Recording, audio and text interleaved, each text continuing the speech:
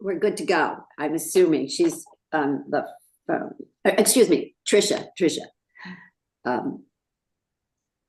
Okay, well, I would like to open this forum of the Commerce Committee to hear the report from the working group on the GEAR program. That's the Global Entrepreneurship and Residency Program. I first of all want to wait a minute. Trisha, are we okay? Trisha? We're okay to go, right? No tengo yo mi pieza. Okay, can everybody hear me? This is Trisha, Commerce Clerk. Yes. Okay, I just had to make sure that we were broadcasting live on YouTube, which we are, and everything seems to be a go. Hello. Okay, thanks, Trisha. So let me just. Annabelle Figueroa, Representative Figueroa, if you can mute your phone. Thank you. Thank you. I would like to open up today's report to the Commerce Committee from the GEAR working group, that is the Global Entrepreneurship and Residency Program working group. And I first of all want to thank our clerk, who runs triple duty most times, but in this instance, it's even more than that. So thank you for bringing us all together and making this happen today on this beautiful New England day. And then I want to especially extend my thanks to all of the members of the working group who have diligently looked into this subject and helped this committee to better understand a concept that actually was brought to the Commerce Committee last legislative session by CBIA, Ashley Zane, and then Dr. Paul Piscatello, who heads up the bio sector at the CBIA, and all of the committee members for your participation and your input on this subject. So with that, my co-chair, Rep. Meskers, do you have any comments? Yeah, I just wanted to thank the committee for their study, and just in terms of Commerce Committee and this meeting, informational meeting, we're basically looking at the Global Entrepreneur in Residence Program. It is essentially an H-1B visa exclusion that's being run by universities for entrepreneurship, right? So it's to foster the work and growth of the economy of the state. And we're looking at the various proposals that are being held across the state. So I'd ask you, one, to pay close attention to the description of the model today, and that we'll be working on the idea to try to generate a proposal for this session. Okay. Thank you, Senator Harper. Yeah, thank you, Rep. Meskers. Senator Martin.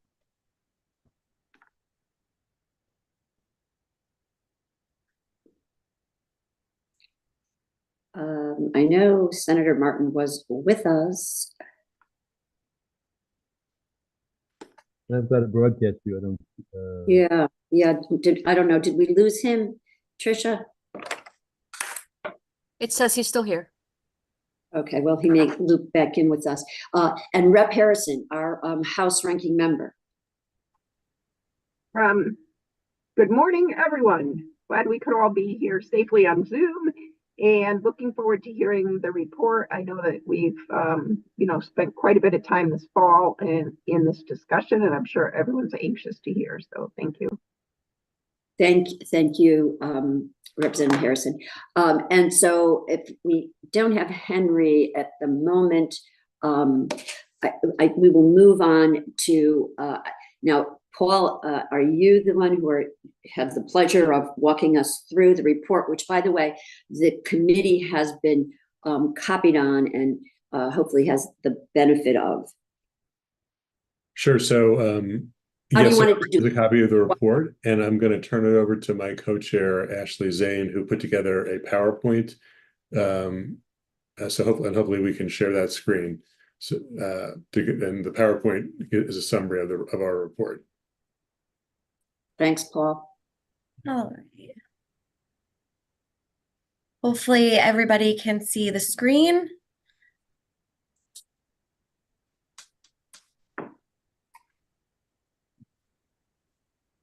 Yeah, that's coming through fine. Perfect. Okay, so my name is Ashley Zane. I'm a senior public policy associate at CBIA. And I just want to thank the entire working group for all of their efforts in putting this report together, especially Paul Pescatello, who is my co-chair.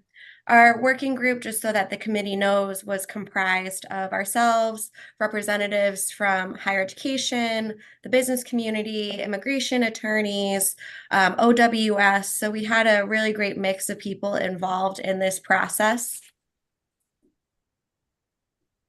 So just to level set everybody, as was already mentioned, this working group was authorized last session, and it was really to take a look at the H-1B cap exempt visa process. So right now there are 800,000 people who apply annually for the H-1B. So that's international professionals who are looking to come into the country to work and to start their lives here. But under a federal cap, it's only 85,000 who actually do get a H-1B visa through the lottery system. So it is random. There is some preference given to professionals and degreed individuals from other Ashley? to work and to start their lives here. But under a federal cap, it's only 85,000 who actually do get a H-1B visa through the lottery system. So it is random. There is some preference given to professionals and degreed individuals from other Ashley? to work and to start their lives here. But under a federal cap, it's only 85,000 who actually do get a H-1B visa through the lottery system. So it is random.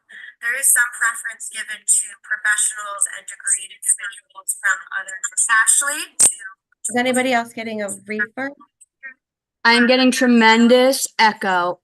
I'm asking everybody to please mute.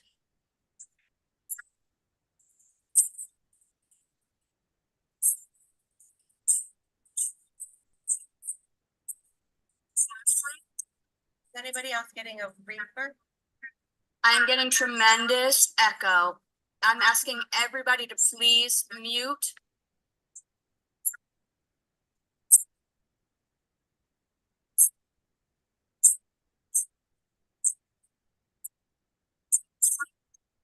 Anybody else getting a reefer? I'm getting tremendous. I'm also hearing myself on a I'm loop. asking I don't know everybody if that's just please me. mute. It's just coming through now. Is there a way for you, Patricia, to mute everyone? Actually, to unmute? Everybody is muted. I'm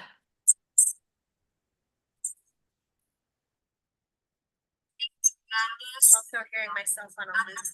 I don't know if that's just me. There's a bad loop. It's just coming through now. Is there a way for you, Patricia, to mute everyone? Actually, to unmute? Everybody is muted.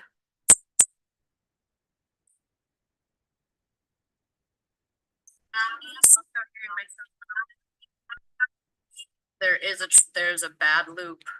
It's just coming through now. Is there a way, Everybody is muted.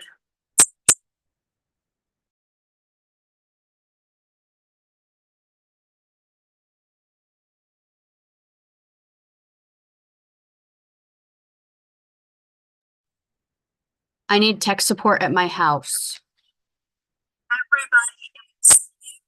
I'm gonna call tech support right now. Let me just see here if it's now that everybody's muted but me. Let's see what happens. I'm so sorry, everybody. Thank you for your patience. I need tech support at my house. There's a second echo. I'm gonna call tech support right now. Let me just see here if it's now that everybody's muted but me. Let's see what happens. I'm so sorry, everybody. Thank you for your patience. Is it sound from YouTube? Tech support at my house. There's a second echo.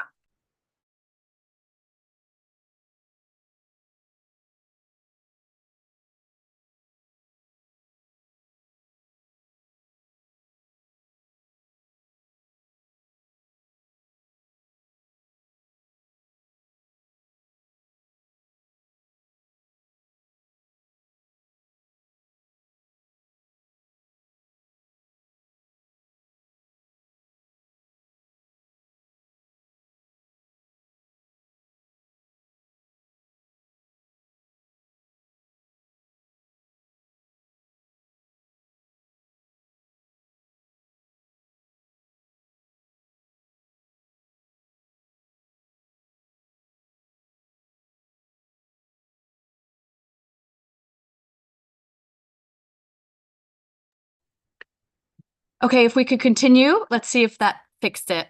Tech support's amazing. The amazing Cheryl is helping me. Okay, Ashley, if you would like to continue. All right, give me one moment while I pull up the screen.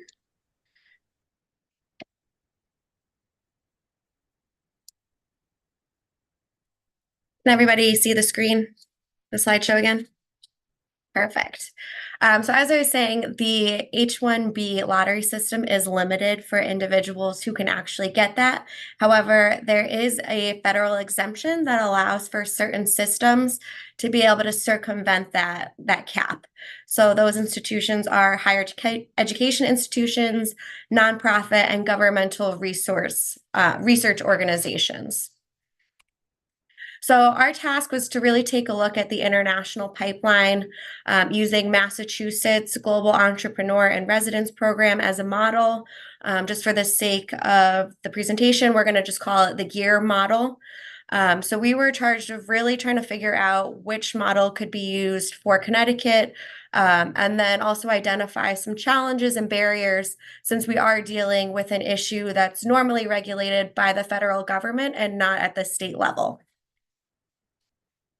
So when taking a look at the GEAR model, there are two basically overarching frameworks that we took a look at.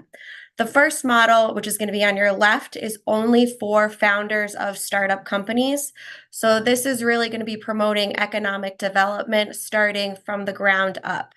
These would create new companies in the state, create new job openings, and this is what most of the GEAR models focus on.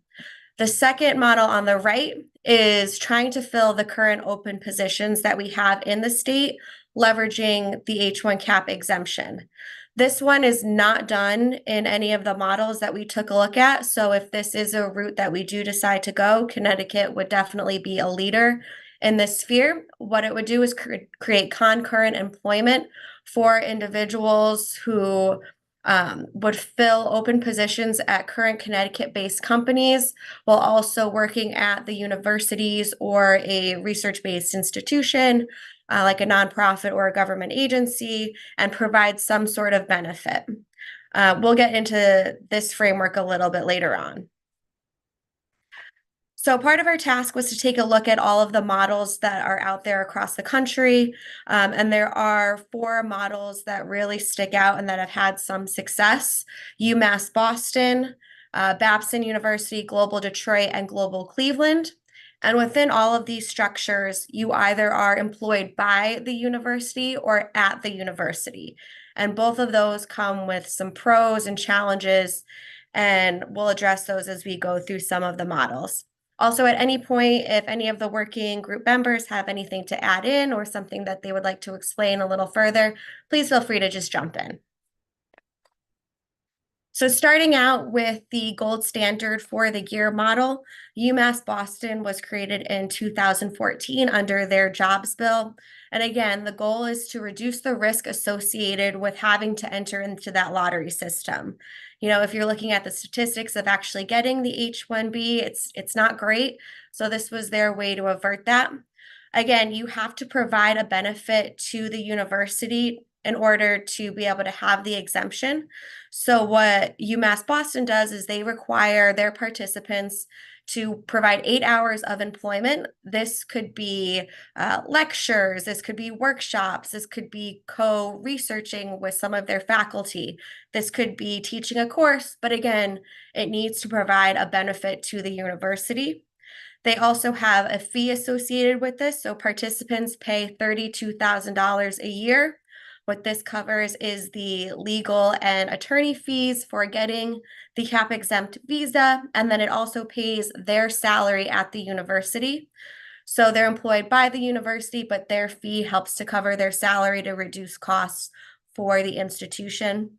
They also partner with the Venture Development Center, which is a tech science startup incubator situated right on University of Massachusetts Boston campus. So this is really that first framework that I talked about earlier, where you're starting from the bottom. It's encouraging economic development by creating companies versus filling current jobs. And this is also a system where they are employed by the university. The system so far has had a lot of success with 69 international entrepreneurs who have participated in the program. They've secured more than $1 billion in funding and have generated over 2,000 employment opportunities. The other thing that they've done too is be able to offer additional internships for their students. So not only are they creating new companies, driving economic development and innovation, but providing an educational opportunity for students who attend UMass Boston. One notable case that came out of this that some people might be familiar with is PillPack. That came out of this program and I believe was sold to Amazon for something like $10 billion. So this program is the gold standard. The second model is Babson College. This is the first private college that offered the program after they took a look at what UMass Boston did. They house it within their entrepreneurial system as well. So again, this is the universities taking the lead on this program.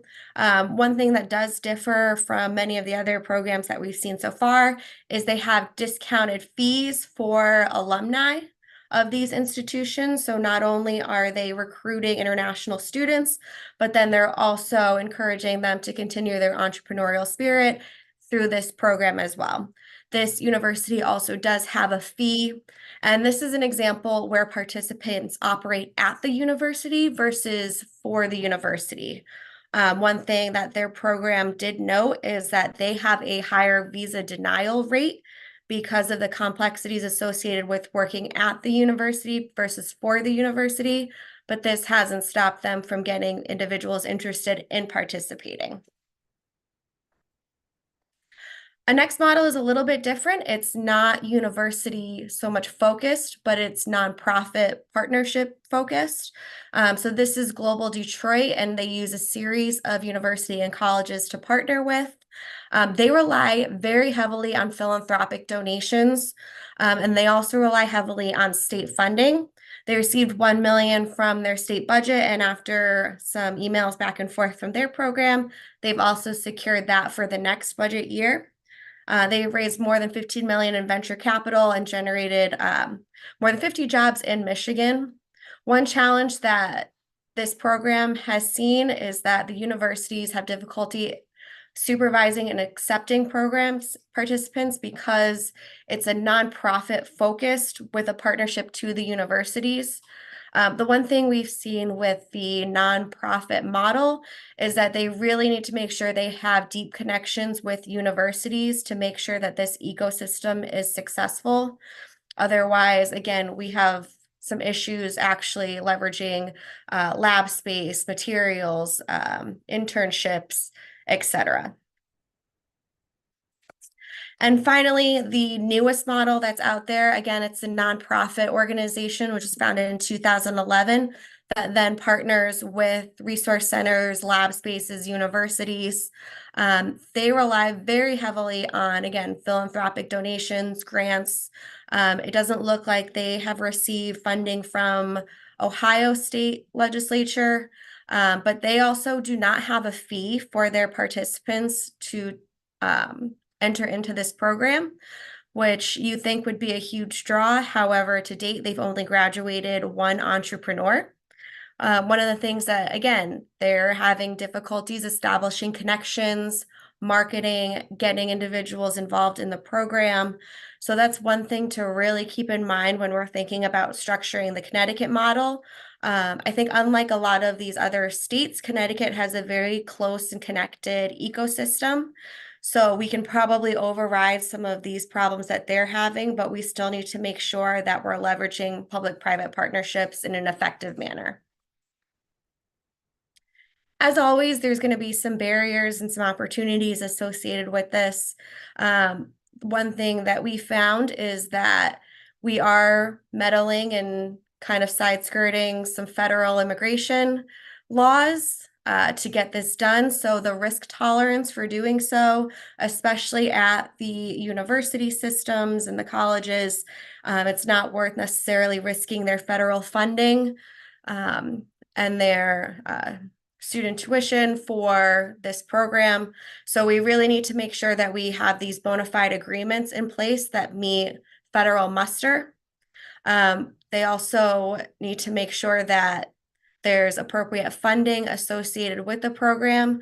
We saw UMass Boston, they are now relatively self-sufficient. However, they do have partnerships with their DECD that they have in Boston to create reduced price lab space, internship opportunities, in research opportunities. But again, there is going to be a funding mechanism, and whether that comes from the state or that comes from private sector, whether that comes from philanthropy, that's something that we do need to address.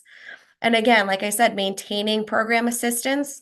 We saw in UMass Boston, one of the draws for the program was that they paid significantly less for lab space.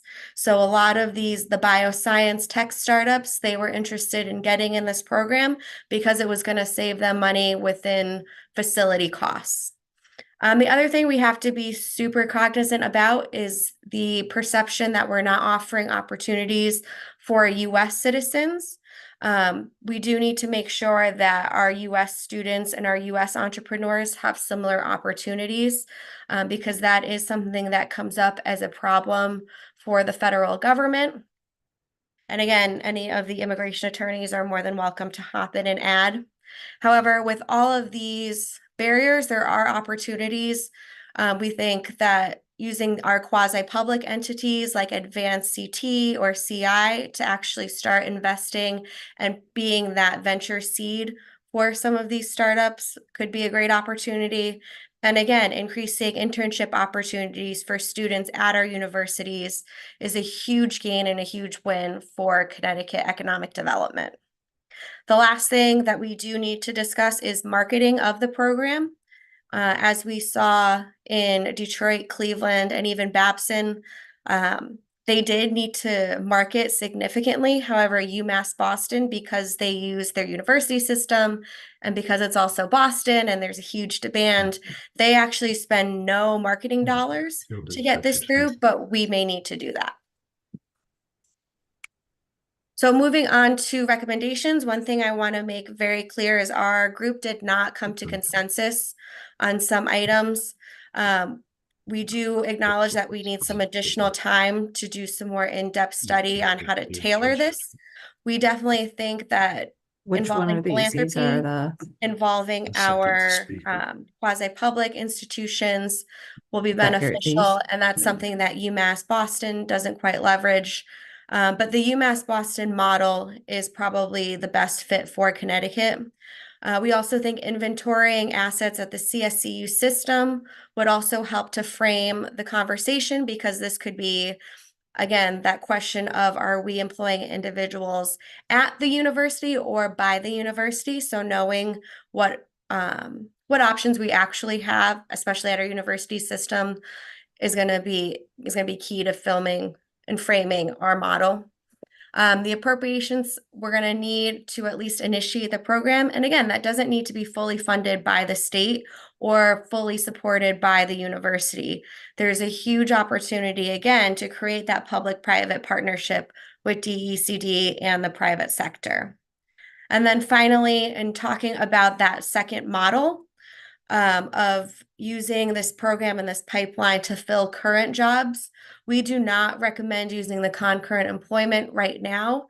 UMass Boston is going to be examining within their program how they can leverage the J visa program to fill open positions. So instead of taking all of the risks ourselves, we would suggest letting them work out all of the problems first before we take a look at it.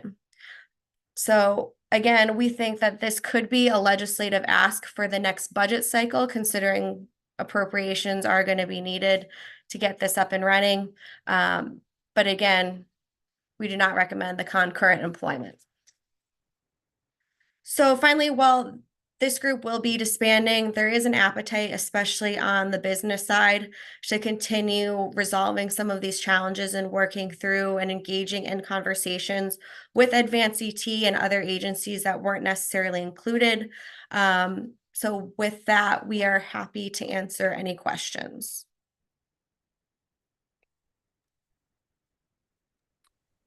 Thank you very much, Ashley. And so, yeah, we'll just entertain questions from the committee and committee leadership. And I would also say that to any of the members of the working group, please, feel free to chime in at any point. So this is just a fulsome conversation, and we have the benefit of, everyone's participation.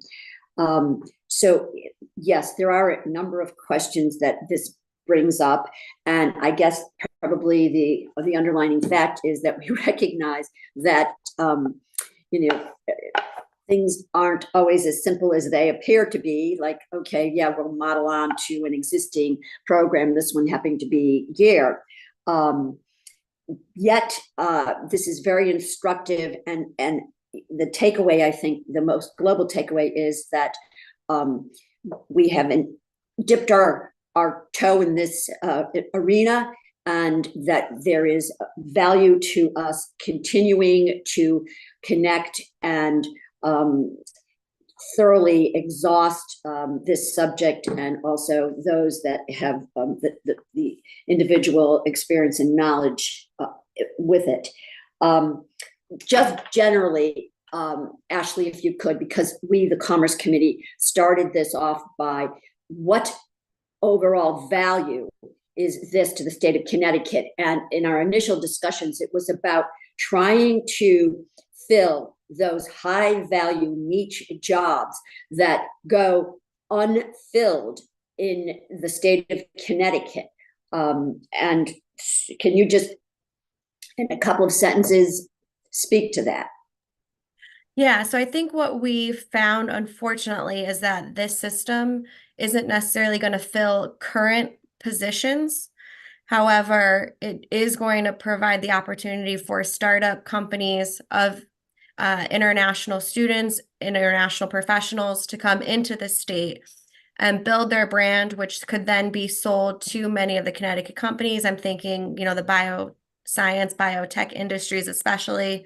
But it also provides an opportunity for co-researching with current Connecticut companies. So while it's not necessarily filling the jobs directly, we are going to see the economic impact, especially through increased opportunities for internships. So making sure that our current workforce is as skilled as possible. Okay, thank you for that. Senator. Yeah, go. Yep. Jump in. I just wanted to chime in. I mean, so I think, when this started out, there were really two essential goals. I mean, one was, two economic development goals, but the first was kind of pure economic development in the sense of bringing in entrepreneurs from foreign countries who wouldn't otherwise be here. They were having problems getting into the country. They would raise money for their companies, for their tech companies that are otherwise based outside of this country. They would do it here. They would be more likely then to start their companies, root their companies, employ people here once they raise the capital to get the company going. And the second thing, goal really was to help existing Connecticut companies, especially the larger, so the companies that I'm familiar with, the biopharma companies who have an issue with bringing in people, scientists say, during the COVID epidemic, wanting to bring in people who were working on COVID vaccines, COVID drugs, and coming up against the cap, the H-1B cap, and to work out an arrangement where they would be both employed by university and also be able to work for the for-profit company. So both being in an advisory, teaching, mentorship role at a university, but then also be able to work for the company. And there, as Ashley pointed out, there are legal issues and sort of the tolerance for people, especially universities, to take on the risk of developing these programs that are trying to get out of the H-1B visa cap. And there are also then financial issues of how do you jumpstart these programs? It requires some allocation of resources from the university to get them going.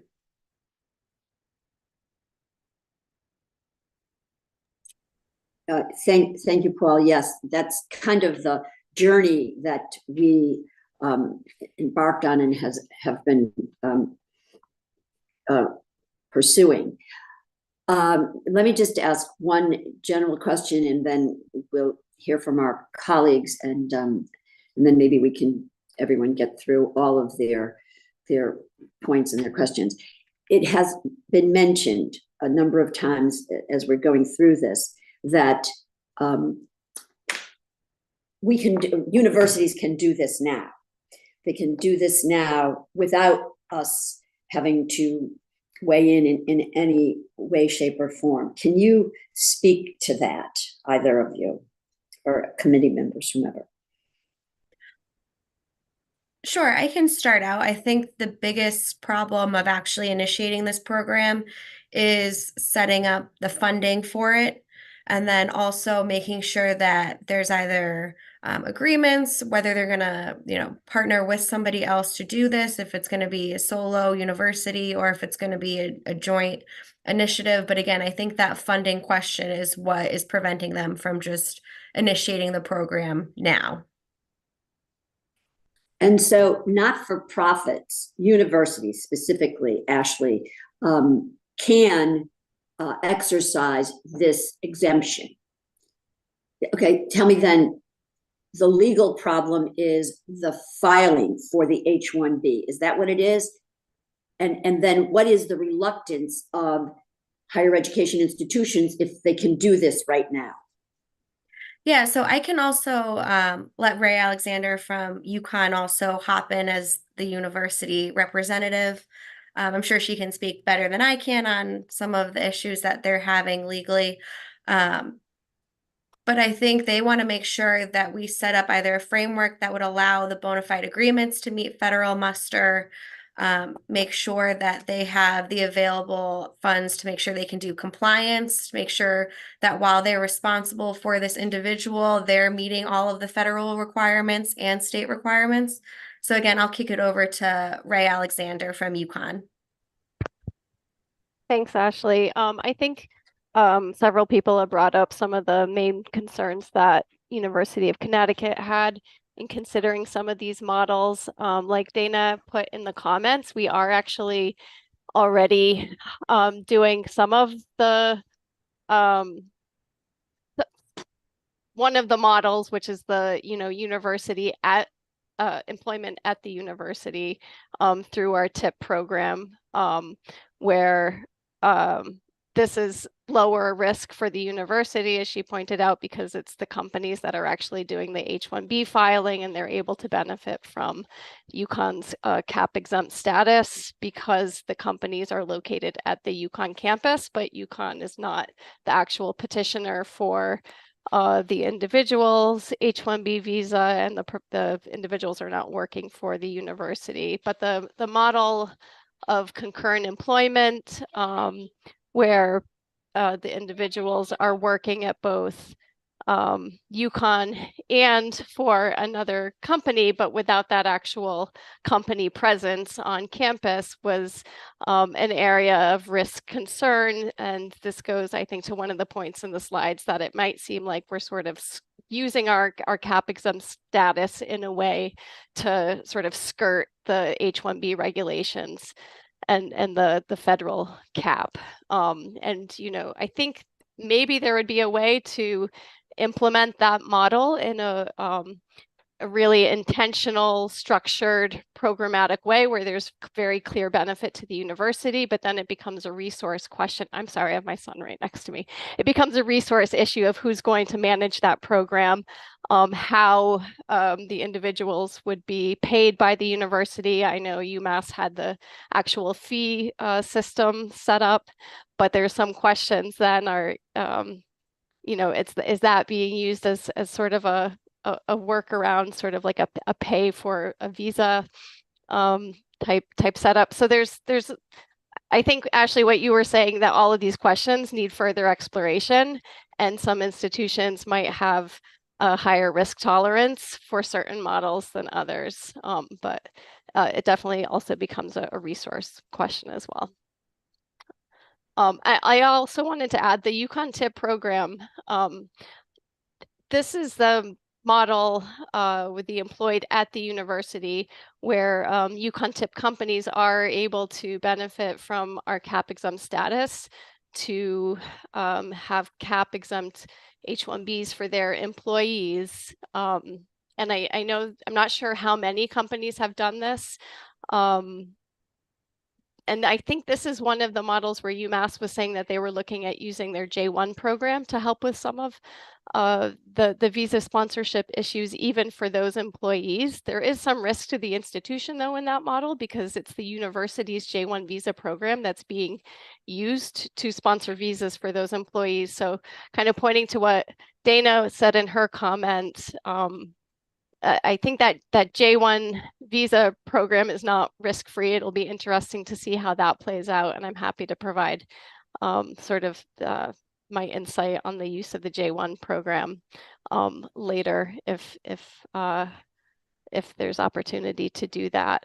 With the H-1B model, though, it's the company that's filing for the visa petition, so the university is not so directly involved. Thank you, Alexandra. Yep. Co-chair Representative Meskers, and to be followed by Dana, member of our working group. Yeah, so I appreciate the testimony. I'll probably ask the question relatively directly. So one, currently you feel that using the TIP system, that the liability rests with the applicant, which is the company. Yeah. So you actually have no direct experience on the H-1B visa application or monitor currently. Is that fair to say? Correct. So so you don't have a framework in-house for either the design of the program or the monitoring of the program directly with you applying. So there's a comfort level first of how do you build the structure that's acceptable, and then how do you build a compliance model to follow it. I would say for the current model, we have the TIP company, which actually would provide an infrastructure for both sort of the entrepreneur model of the GIRE, but also kind of meets the needs of the working at the university for the employees that are working for the TIP company. And that's something where Yukon itself has not had to be involved with the H-1B sponsorship for the TIP company employees, because there's already provisions within sort of the regulatory guidance that allow for those companies to use the university's cap exempt status for their employees. So I think it's been happening, but we did not have to facilitate that in any way. But that's what I'm saying. I'm trying to use the vernacular layman's English. You're not the one doing the day-to-day risk Correct. On monitoring and compliance with H1. Exactly. If they it fall falls out on of the employee. compliance, it's the liabilities with, and so therefore there's a great unknown in your engagement. I don't know if it's INS or who, in running the program, applying for it, supervising it, and taking the risk. If you run afoul, does it, is there a sanction? What happens? I mean, you're basically trying to figure out what the scope of the risk is in being the owner, manager, runner of an H-1B program. Right. Correct. That's accurate. And the second piece is, if we want you to do that, you want some money. I think that would be a resource issue. Yeah. Okay. And it would be something our legal counsel, of course, would have to be involved with evaluating, but it would definitely be a resource question of how to. I'm kind of framing it out in the vernacular for my committee members to go through what the issues are, right? I just want to understand that from your point of view. Are you aware of any H-1B issues on the TIPS program so far, or would you naturally be aware? Or has that been very smooth? I am not aware of any issues myself, and because it falls on the employers to file those petitions, I'm not sure that Yukon would be aware if there were any. Okay, it's beyond my scope to, as I'm only co-chair, but at some point that's probably information we'd love to gather about how the programs are flowing through the TIP program so far. Yeah. Because it might alleviate some of the compliance concerns. That's it, Madam Chair. Dana? Hello, thank you for this opportunity. I just wanted to testify from an expert, legal expert point of view, just to give a little confidence in the TIP model. To date, about 5 companies applied through me for H-1B visas. These are companies registered to do research and development on UConn TIP premises. Vaccine research, all sorts of biomedical, cellular, cell biology research.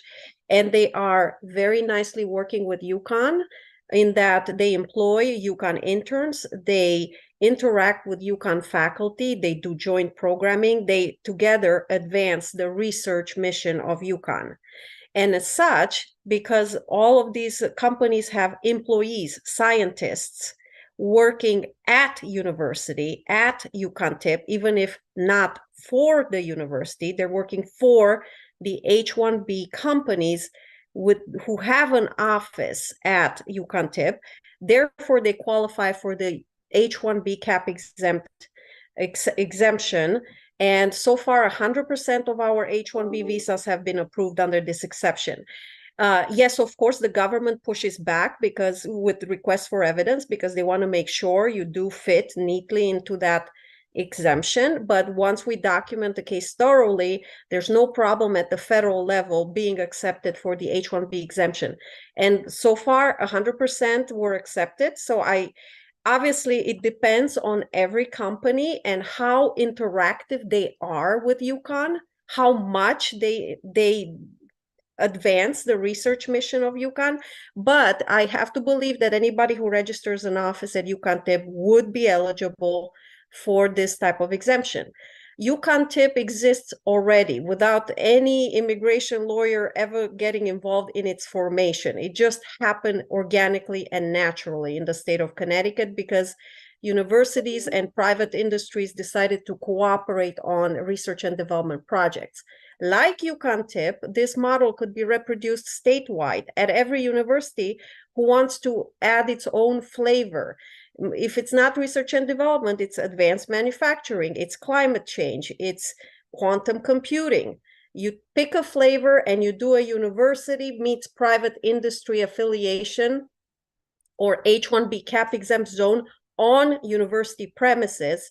And any and all private companies who register on the university premises with an office would technically be eligible for this H-1B cap exempt treatment. It's available right now with no intervention from us. However, I believe it would be larger scale if more resources were dedicated to cover all the admin and H-1B filing fees for the companies or whatever admin costs are incurred by the university to administer the H-1B cap exempt zones. So as far as I'm concerned, we have the perfect model right here in Connecticut. It's even better than Gear, Massachusetts, Babson, all the other models. Why? Because it tackles not only entrepreneurs, it tackles professionals, workforce that we need here. And one short testimony on the concurrent model, dentists. It is my understanding, and Ashley could help do the research, that we are lacking dentists in the state of Connecticut. It's one of those rare professions. And UConn Health has a lot of foreign dentists currently working in H-1B status. And they don't work there because some private clinic wants to get a piece of them. They work there because they already work at UConn Health. Could those foreign dentists do concurrent employment for the private industry and therefore enable a larger supply of dentists in the state of Connecticut? It's just a thought. And like dentists, we could think of other professions as well. Thank you. Dana, thank you very much. So I just have one follow-on with that. So just recently, UConn launched a quantum endeavor, actually, as I'm understanding, in conjunction with Yale. Is there any connection with what we're talking about here on quantum, also with the existing structure of the TIP? and I don't know if we've got anybody on from Yale, but heretofore, they've kind of been in their own orbit, and I know that they did sit on the task force to some degree, and so I'm just wondering. Once again, it's about scaling our opportunities. If the question is for me, Yes. then I would say absolutely this is possible. We need physical offices located either at Yale or at UConn or at any other of the state universities or private universities in Connecticut. So find physical space where private companies could register an office and of course pay for it because they pay rent to the university for reserving an office on university premises, and then conduct quantum computing in conjunction with the university. Have a university meets private industry on quantum computing projects at the university on physical space that belongs to the university. Therefore, any and all companies that are engaging in this quantum computing on university premises would be eligible to sponsor unlimited number of H-1B visas. They would, obviously, the way the US citizens would be benefited is that with the 2 or 3 H-1B visa holders come all the other interns who are US citizens, graduates of said university, who could intern with this H-1Bs. So we would generate H-1B cap exempt visas for the quantum computing foreign professionals, as well as a plethora of other US citizens around them who would be working on quantum computing projects. This could be done right now. Okay, and so then again, tell me how that wouldn't be crowding out our own Connecticut residents in their endeavors, perhaps in this example, in this space. If there were tons of quantum computing graduates from Connecticut, we shouldn't be talking about H-1B visas to begin with, because we have the local talent here. So if we're swimming in local talent, I would agree with you. Then it would just be futile.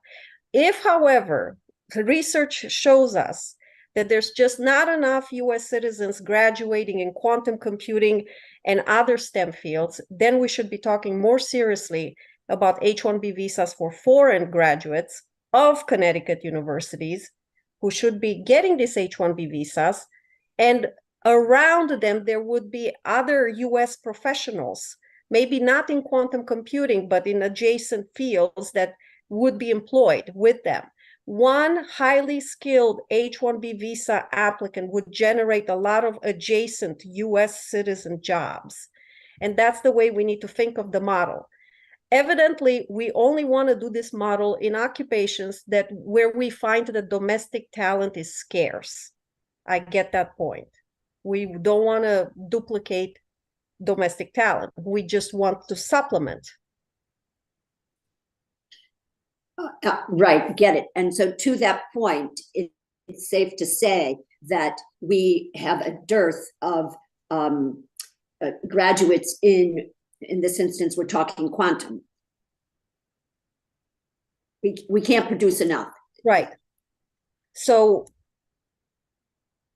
I don't know the research yet, and I would love to see the research. How many domestic graduates do we have that fulfill our need for quantum computing workforce? And if the answer is we just don't have enough, then we should be looking at utilizing the H-1B visa model for foreign professionals. Dana, thanks. So I'm going to just kick it over for a minute to Valerie. Could you comment on this? I mean, you're the keeper of the keys with regard to all things workforce. Yes, thank you, Senator Hartley.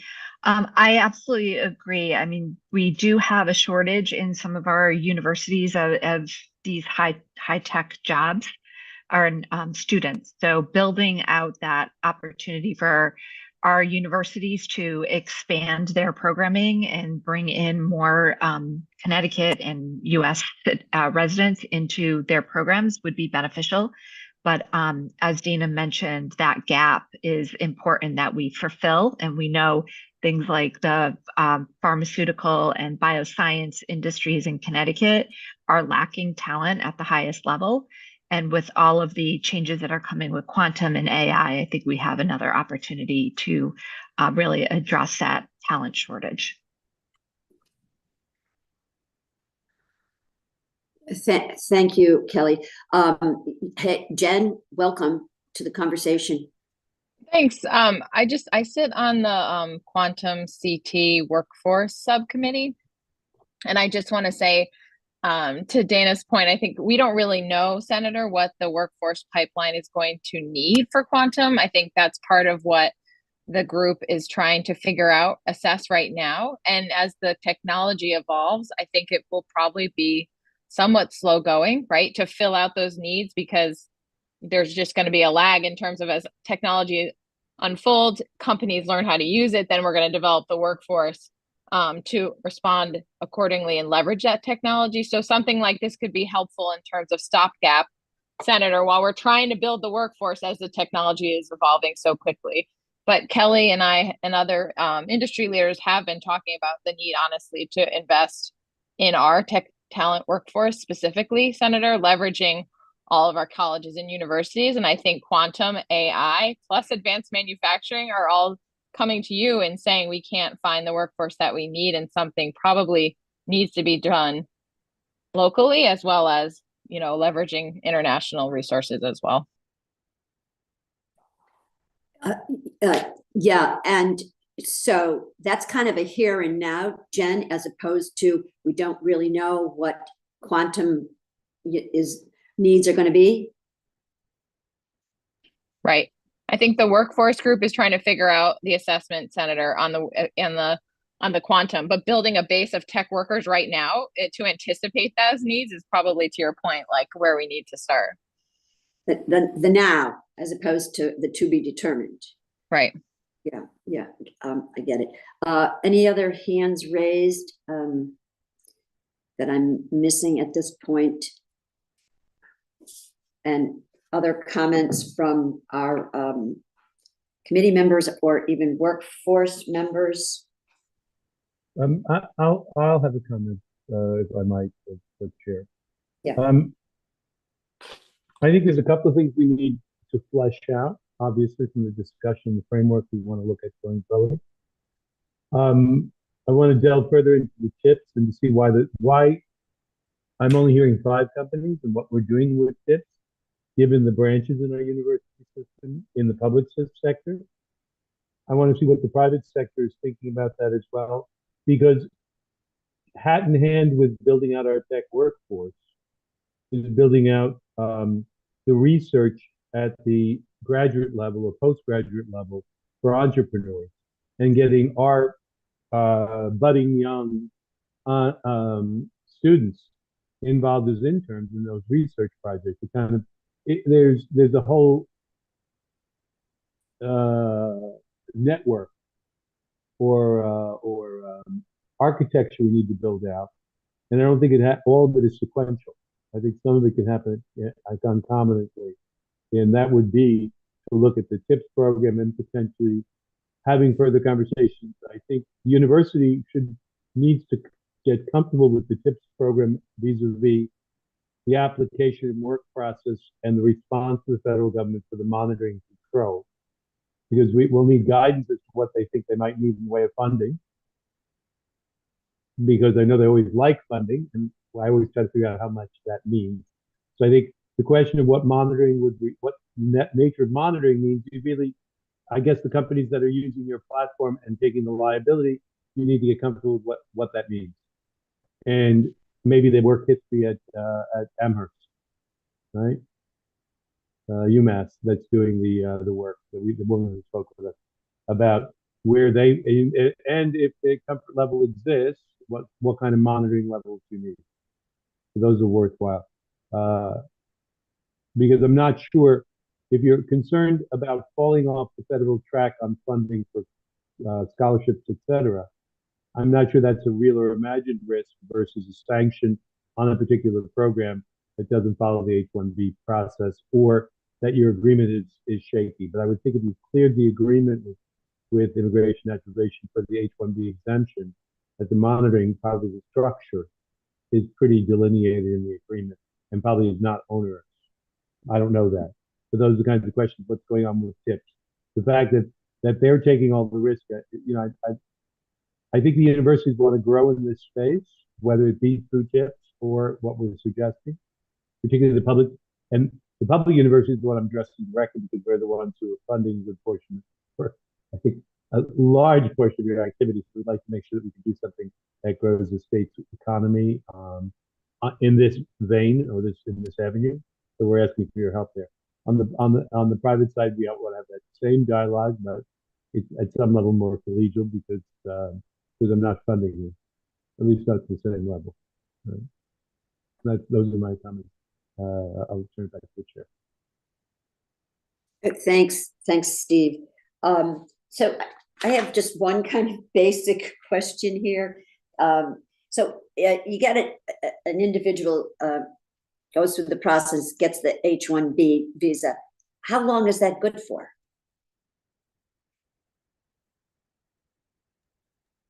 Data or Brenda, do you want to chime in as the immigration attorneys? So the H-1B visa is good for 3 years at a time, for another renewal of another 3 years, so a total of 6 years, during which that company and applicant could register in the regular lottery. So they have 6 years worth of trying to go through the regular lottery. You could also think of the H-1B cap exemption as a placeholder for until the applicant passes through the other lottery. And in effect, that's how companies have been using it. They've first done the H-1B cap exemption, and then 2, 3, 4 years later, when the applicant won the lottery, they went through the regular H-1B channels. That's another way to envision it, as buying time for all these folks and retaining the talent in Connecticut until they win the H-1B lottery. Although I have to say the H-1B cap exempt scenario is valuable in and of itself. Technically, the student or the applicant could stay for the entire 6 years on an H-1B, and during these 6 years, opportunities for a green card may materialize. So it's a good working time and retention tool for the state of Connecticut. Thank you. And so do we have any experience with those models? I mean, I know, what was it, Cleveland was only 1 year, but do we have any experience with the existing models in terms of how long the entrepreneurs stayed, and did they successfully then become part of the overall U.S. workforce? So after talking to UMass Boston, the vast majority, almost all of them, still remain in the Boston area and still have their companies in the Boston area as well. And Ashley, does that mean that they're still within the window of the 6 years? For some of them, yes, but others, UMass Boston let us know that they were able to get their green cards or successfully apply for an H-1B non-cap exempt. I see. Okay. I have Madam similar Chair, testimony here in Connecticut. The folks who applied at UConn TIP currently hold green cards or otherwise secured H-1B regular. So subsequent to the H-1B, that they either got a green card or an H-1B regular. So they started in TIPS with the exam. And Madam Chair, the only thing I was going to mention as well is when we're talking the UMass situation, there were 8 hours of required coursework or mentoring or involvement on the campus. So that's the other benefit I wanted the rest of the committee to focus on. We are talking about getting our domestic students real life work experience with entrepreneurs who are going on, in the case of the TIPS program, or they're going on in the case of, particularly the UMass program, they're going on to found companies in Massachusetts. So there's a tremendous benefit for the whole ecosystem of people who are touched by that person. Sorry. Thank you. And then Dana, back to you. So then when they get into the H-1B visa, themselves, in that scenario, then that gives them potentially another 3 years. Is that what happens? So they come out from, the exempt university umbrella, if you will, and they're applying themselves. They're one of those 800,000. That just gives them a 3-year window. It's a total of 6 years maximum on an H-1B before you have to take a break of 1 year to go abroad and come back in for another 6 years. So there's a total of 6 years, and unfortunately, any time spent on H-1B cap exempt detracts from the 6 years maximum. However, there's not an issue so far in folks who jump to the H-1B regular to secure green cards, and especially in fields such as STEM or entrepreneurship, especially STEM research, because that's where they could secure somewhat easily a green card based on serving the national interest of the United States. If they are engaged in any type of vaccine research, pharmaceutical research, they would easily qualify for a national interest waiver green card. Got it. Thank you. Thank you very much. Yes, Representative Figueroa. Thank you, Madam Chair. Somehow you just asked one of my questions, so I have one left, which will be, I would like to know as to how do we materialize the HB1 for these students from abroad? And also, I would like to know as to which other professions, in addition to the pharmaceutical, and I missed the other one, that we are lacking the workforce. And I am interested in knowing as to how are we doing with the nursing and the medicine as well. Are we lacking those professions? Thank you for your. They could apply. Thank you. So that they could perhaps apply for the HB1, or we could create programs for them as well. Dana, you want to chime in here? Sure. So H-1B is a model for all these professions you just mentioned. Any specialty occupations qualify, any areas of specialized knowledge with at least a bachelor's degree requirement qualify for the H-1B. Everything you just enumerated, nursing, medicine, everything qualifies for H-1B.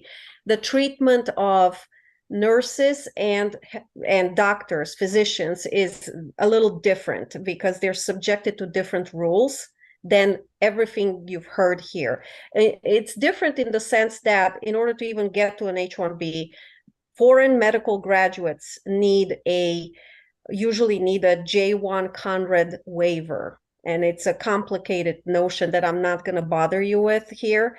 That's a topic for a separate discussion.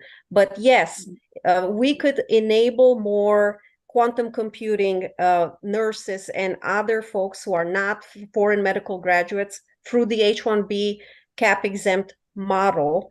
And how can we do this is the two ways that we outlined. Either we replicate UConn TIP all over the state. So there should be a UConn TIP at every university with a different flavor, one for quantum computing, one for advanced manufacturing, and any other fields we want to retain in the state of Connecticut.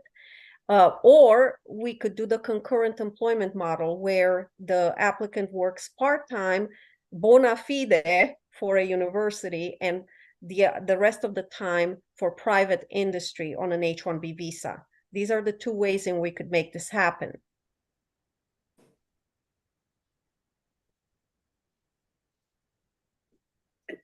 Thank you, Dana. Yeah, Jen, you have your hand up? Yeah, I just wanted to respond on the nursing workforce shortage and sort of what the state has done to respond, Representative, because it's kind of flying under the radar that the state has invested $35 million to expand nursing and social work degrees in Connecticut. So it's a unique program in that all institutions in Connecticut can apply to provides scholarships through this Connecticut Health Horizons programs, and it's bachelor's and above. So it's including master's in social work to provide opportunities for Connecticut residents to get their master's in social work or a bachelor's or a second degree bachelor's in nursing. And so I would just flag that, you know, Kelly and I have been talking about replicating that for tech to try and flood this pipeline a little bit more. And Representative Meskers, I talked to him a little bit about it last session, just to acknowledge Representative Figueroa that we aren't producing enough in-state computer science, engineering to support the industries that you're all looking to expand, and that there might need to be some incentive of funding for Connecticut residents and Connecticut young people to go into these areas in the next 5 to 10 years. But I realize leveraging international talent, again, is sort of a short-term solution, but there probably needs to be some longer-term thinking on this as well. Yeah, thanks, Jen. There's the here and now, and then there's the then. Yeah, because in the meantime, you know, we have all of these pressure points with regard to meeting employer demands, but also the needs of the residents of the state of Connecticut, and then, of course, factor in the state's economy with that. Because, in fact, what is our asset nationally? It is our skilled workforce. Further comments? Yes, Senator. Yeah. Go ahead. I just wanted to understand the risk to the universities, the higher ed institutions a little bit better. So is it correct that each individual applying for an H-1B visa under the cap is applying to federal immigration authorities? And so whatever system or parameters we would devise in Connecticut that might be exactly like the Massachusetts system, or it could be our own take on it, wouldn't that isn't it an opportunity for review? So if there is an issue with it, that it doesn't comply, isn't that when you find out that there's a compliance issue? Versus, is the risk that you're going to find out later that you're in non-compliance? Good question. I don't Dana? know if you if you want me to answer. So it's an application to federal authorities, USCIS, and you're making your argument, you're including your proof, and USCIS decides, yes, you comply, or no, you don't comply. If you comply, you're awarded an H-1B visa. If you don't, you're denied. And so I don't really understand the risk here because, you know, unless someone submits fraudulent documents, which no one here would ever do that, there's no risk that I could see. If you don't meet the H-1B cap exempt guidelines according to federal authorities, they will say no to you at the beginning, up front. No H-1B visas ever awarded to you. Now, once to think on the other side of things, you know, I guess it is technically possible that you fall out of compliance once you received an H-1B visa and the individual fails to show up at the university, fails to work to further the mission of the university, and goes on their own to another company office that has not been approved by federal authorities. It's not the office on university premises. I suppose there's always risk of non-compliance later on, but that is the individual's fault. It's not the fault of the university or the fault of the company. It would be an instance of individual non-compliance, and then the individual would lose their status. Right. So at the juncture of the application, you're going to find out if the program you describe is going to work. If you say you're going to work, 8 hours for a, electric boat, and you end up working 20 hours, well, that's a subsequent compliance issue that electric boat or the university has to identify. But if it's approved according to the parameters you set out and you stick to those parameters, then you've mitigated, there's no risk. I mean, you've figured out the risk and Correct. Can I add, I think that the concern that's been raised by the general counsel, at least at UConn, is that a kind of a very big picture recognition that the government has given universities this very special benefit for a reason, and we don't want to misuse that benefit in a way that might, bring that larger benefit, or that might put that larger benefit at risk to all institutions. It's not so much about the individual application and whether that passes muster, but more about the intent behind universities having this cap exempt benefit and wanting to make sure that we use it appropriately, so that whole benefit is not at risk. And I think this really goes back to, in both the working at and working for models, that there needs to be a benefit to the university, that whatever program model that we decide to follow contributes directly to the educational objectives of the university, and therefore, justifies the use of our benefit also to support, the private sector with the, visa sponsorship needs in their area as well. But again, you're describing the model up front. So Mm-hmm. if there's an issue with it, that it could, undo the entire exemption, you're going to find that out up front. I don't know who we actually would, though, present this model to in the federal government and say, does this work for you? You'd see it through the application, through the right, either and acceptance or the denial. That's where, having the state program model, I think, supports that, and this gets back into the resource issue, though, is having the staffing needed to support such a program, to make sure that the educational benefits are being realized.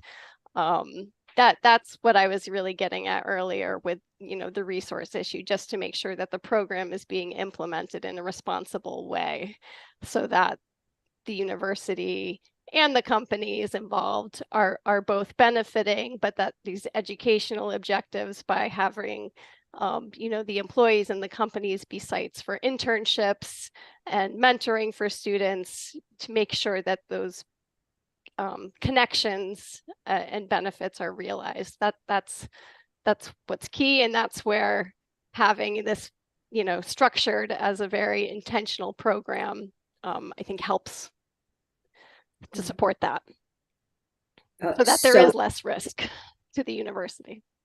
Yeah. So I just have to say, Alexandra, you lost me. I'm sorry. you lost. At the front end, you've got the application. You got your application in. You followed everything. You are, attentive to the fact that the educational benefit, the mentoring, the teaching, and then you lose me after that. Okay. Hey, Steve, you got a question? Yeah. Go ahead. I'm going to go on to the same theme and same message. You've lost me because definitionally you're doing a TIPS program. And if you're doing a TIPS program, it has to be the same goals, with the differences you're worried about the liability of the H-1B. So whatever monitoring you're doing for the TIPS program, I think that the TIP program is a good example, because it has an infrastructure already to support student internships, that staffing is already in place. There's a clear benefit to both the university and to the companies that are established through the TIP program, that has all the people there. This is my question. So if I turn around and I'm defining a program that is university sponsored through the H-1B versus the TIPS, then the question is, really, you've already built a framework. How comfortable are you with the framework? And then the question is, if we clarify a priori the design of the program for the H-1B with the government, then the only issue is, are you, you're going to maintain the similar type of observational intervention or engagement as you are with renewing TIP applicants, right? I'm not sure how varied I don't understand why, like, I'm not like asking you to do floss my teeth and do open heart surgery on the second day. I'm Right. trying to understand the differential with those two conceptually. Because if we can clarify the risk in the application and how much different would you envision the monitoring and compliance to be between a TIPS and a direct university H-1B sponsor? So the direct university H-1B sponsorship, I think that's the model where the university, like the UMass model, where the university employs the person for, let's say, 8 hours a week, and that person then also is the actual entrepreneur that would start a company through something like the TIP program. That's the model.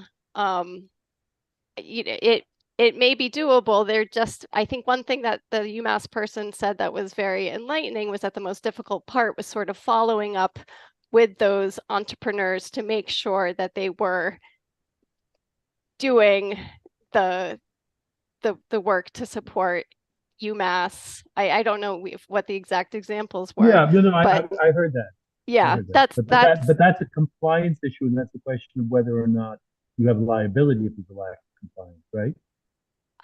I think reputational risk. I think the model works, but what I'm saying is that I think we would just want to make sure that those entrepreneurs are also actively doing the work that they're supposed to be doing for the university. But in the structure of a state program, that's not a very high risk model. That's more of a resource issue in terms of paying the employees to be working for the university as well. I think the sort of the highest risk model that we saw was the concurrent employment model, where someone is working for the university and then also working through outside companies that aren't connected to university through something like TIP. I think that's exactly what I'm hearing is that the university is uncomfortable with the H-1B concurrent employment because it is not as clear as the employed app in terms of whether the appropriate benefit is being given to the nonprofit academic institution that is really sponsoring the visa initially. Okay, it's being tied to the for-profit and having that foreign individual spend more time with the for-profit than at the university, and that it appears that UConn is comfortable with the TIPS employed app model, but not yet comfortable with the concurrent H-1B employment for a for-profit employer. And it doesn't mean we wouldn't explore that, but that's where it becomes more resource heavy, because there would really need to be a very, I think, an infrastructure in place and the ability to ensure that those academic objectives to the institution were being supported through whatever model, we would embark upon. I think it's that concurrent model that we see as highest risk. No, go ahead. I can appreciate that. I think now I have the clear understanding. And now I guess I would be there as the proponent to say you need to stretch your vision from my point of view, not because I'm trying to blur the lines of what an academic institution does. Yep. But if we do this right, the level of civic engagement or public engagement between the private sector and our nonprofit university, and the opportunity space not for the individual H-1B individual, but potentially designed properly, the benefit to the student class in the outreach of an engagement on a practical basis of all that theoretical knowledge, I think it could be incredible. But I understand now where I understand. I wanted to drill into specifically And I think this versus goes that. back to, the findings of this committee. There's a lot of different models and it needs further exploration. So I don't want to speak on behalf of the university to say that we would never look at, certain models, but, some are higher risk than others, and it may require resources to ensure that it's done well and in a way that we'd be comfortable with. Okay. Thanks, Rep. you. Heffernan. Thank you, Senator. Just a quick question, and I'll go back to the example you used, like we need dentists. Who makes that determination and what's the criteria? If we have 800,000 people who are trying to sign up for the H-1B in a lottery, do you just put a memo out, hey, any dentists in there, or how do we know that we need a certain as a certain occupation, and who would determine that? What's the criteria?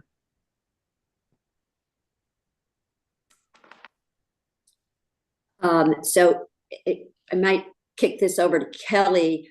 Once again, the Office of Workforce Strategy has been stood up to be our eyes on and implementer with regard to all of our pain points on workforce. Kelly? Thank you, Senator Hartley. So we do work closely with the Department of Labor and some of our public organizations like Indeed on what are the in-demand skills that are needed in workforce immediately and trending into long-term needs. Our office focuses on the industries that have the biggest demand currently and the biggest future demand. So we do not really specialize, unfortunately, in like doctors and dentists. We're looking at healthcare around the entry-level positions in nursing and mental health. There's a lot of things that are a little outside of the control of our organization with regards to the cost of becoming a doctor or the cost of becoming a dentist and some of those higher regulations on those occupations. But a dental assistant or in those types of occupations are well within the realm of what OWS is focused on. Thanks, Kelly. Just a quick question though, Alexandra, are you with us? I'm just curious, what's the mix of domestic versus non-domestic students in our TIP program? I don't have that information, but I could get that and share it with the committee. Yeah, do you have just a general sense of what that looks like? I don't. Yeah, I'll share that. Yeah, we'd be interested in that. Paul, did you have a comment? I had a comment and a question. I mean, so just unless I'm missing something, I mean, one path forward, right, would be to devise a program that for any given university or the state could facilitate devising the program, and then again, it would be tested at the juncture where the first applicant says they're going to come to this country and be part of this program according to these parameters, and so we would figure out if it worked or not there. So it's in a way, it's a pretty simple way to understand the risk and undo the risk. Yeah, and then how do you address the issue of financing? So in some models, we've seen the actual entrepreneur applicant, pay a fee. I thought I remember something like $32K or something like that. Right, but I think isn't that part of the that's part of what you would describe in explaining the program that you were going to be part of, that the applicant would, so you'd get, but right, I mean, where that money comes from too is right, is obviously an issue. Yeah. Dana? Currently, to shed some light on how TIP currently works, it's the private companies who are hiring these foreign scientists who are paying rent to UConn, as well as the H-1B filing fees and legal fees. So currently it's applicant supported, like company applicant supported. If the company were Pfizer or one of these bigger companies, they could support this these applications from their own funds, or the state could make available workforce development grants that one could apply to. So if you're Pfizer working at UConn TIP, you could apply for a grant to hire, I don't know, 10 H-1Bs to this workforce development grant. So that's one way of financing it, through workforce development grants, or organically from the company themselves. Thank you. Kelly? So we do hear a lot from our private organizations about what types of incentives there are in Connecticut versus other states. So to Dana's point, having a fund that could present a match or some type of a grant towards these organizations to be able to keep them in Connecticut, I think is something that this group could take into consideration as we move forward. Yes. Thank you, Kelly. So talking about moving forward, the clock is kind of ticking here on this conversation, but it's been most instructive.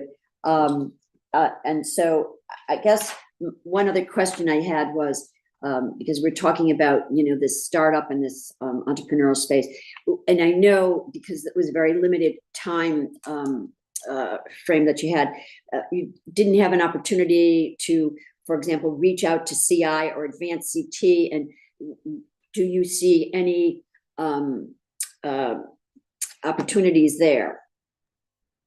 So we did not have time to reach out to them, but there's definitely an opportunity, especially when it comes to the venture capital funding side of the equation. That's where we think they can play a pivotal role. Mm-hmm. Okay. And then there was another comment about the fact that we already have stood up in the state of Connecticut a model, i.e. the TIP, that we've learned a lot about, which seems to be kind of a nexus to this conversation. The other part of that conversation was we don't know what other assets exist in our higher education infrastructure right now. And short of, because I'm not into doing more studies, hiring consultants, doing everything else, and I think I'm sending this off to UConn and all the higher education institutions. How do we get that information? And I'm not talking about hiring a consultant.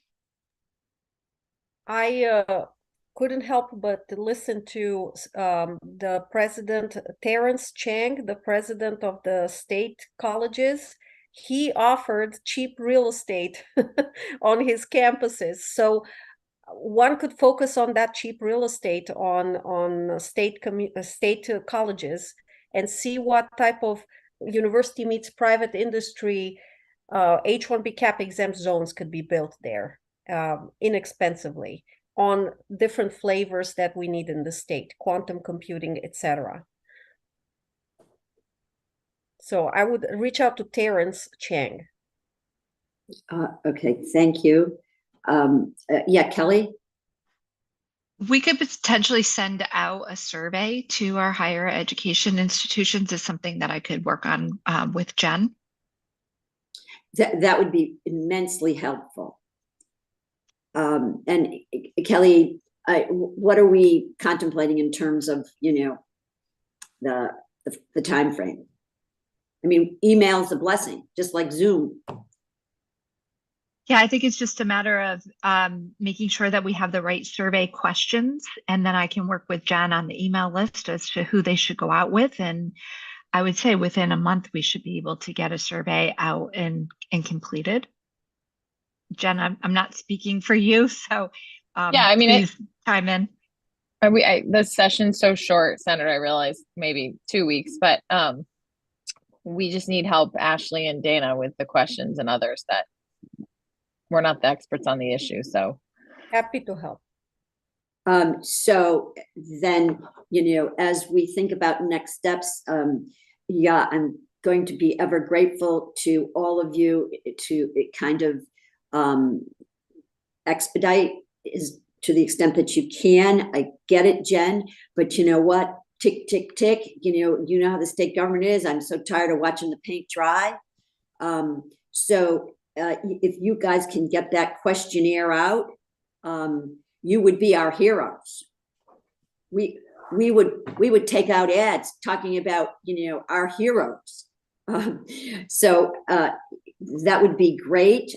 So we understand what on the ground assets we have, and then to Dana's point about trying to, we will connect also with CCSU.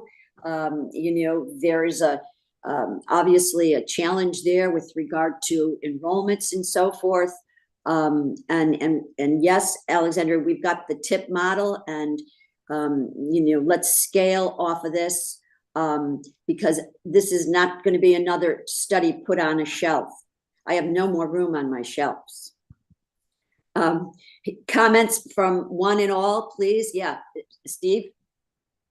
Yeah, what I was going to suggest, oh, good, I wasn't noticed. I'm going to suggest is there's two issues. What are the facilities we currently have, or space to echo or co-locate for the private sector, and the utilization of space, because we're spending top dollars on some technical research facilities, and I would guarantee you that they're not being used 24/7. So is there a pricing formula currently on utilization for low periods? Would that work for TIPS and or H-1B programs to echo-locate? How do we price demand and supply of those facilities if we're trying to engage the public sector or private sector, right? Because my guess is we don't have the pricing sensitivity. I mean, we sat down, I won't mention the institution or the engagement in the last couple of weeks, but we had spent millions of dollars in a facility that was going to be mothballed because there was a budgetary constraint. And the facility was going to have opportunity space for advanced manufacturing technology. And I was in shock. So there are spaces, and there are spaces that need rehab that might be great sources for echo or co-location, because that may be part of the TIPS program or et cetera. And that goes back to the community college. If we have a lower enrollment and we're trying to engage in shorter course training, this is all part of that process of co-locating at those campuses. There's tremendous opportunity space. I don't think it's so far outside of where we normally think. I'm just trying to, we're trying to rattle that cage. Thank you. I don't see any further hands raised. Am I missing anybody? If so, please holler now. Okay, I want to thank you all so much, because I know this has probably gone over the clock with regard to your own schedules. Have a safe day and enjoy this beautiful New England weather, snowshoes, whatever, snow plows, Steve, but be safe. And this is definitely a TBC, and I'm very, very grateful for all of the work and the expertise that have kind of coalesced here around this subject. And you will be hearing from us. Thank you all. Best.